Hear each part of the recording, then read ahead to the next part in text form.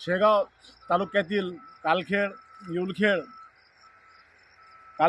शिवारात डुकरानं इतका परेशान लावलं करणं इथल्या शेतकऱ्याला की हे बघा हे कशी परिस्थिती झालेली आहे।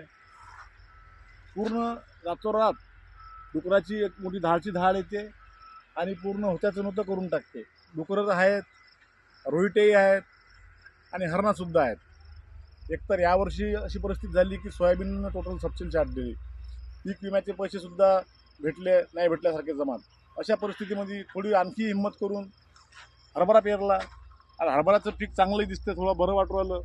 तर आता अशाच्यात हे रानटी जे प्राणी आहेत, डुकरं आहेत, हरणं आहेत, रोहिटे आहेत, हे असे पूर्ण शेतकऱ्याचा नास्तनाबूद करून टाकतात। आणि आता रात्रभर लोक जाग्याला आहेत शेतात।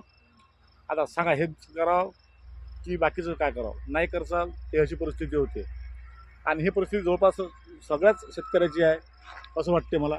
आणि याबाबत वन विभागाचे दुर्लक्ष आहे, तहसील विभागाचे दुर्लक्ष आहे आणि पीक विम्यावाले तर आहेत की नाही आहेत असंच मला वाटू राहिलं।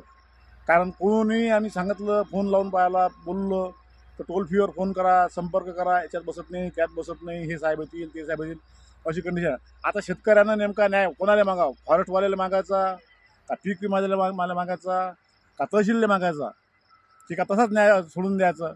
आता याचा विचार पडलेला आहे आणि शासनानं थोडासा विचार करावा, लोकप्रतिनिधींनी विचार करावा आणि काहीतरी हे करून शेतकऱ्यांना कसा न्याय देता येईल याचा प्रयत्न करा, अन्यथा शेतकरी आणखी उद्ध्वस्त झाल्याशिवाय राहणार नाही।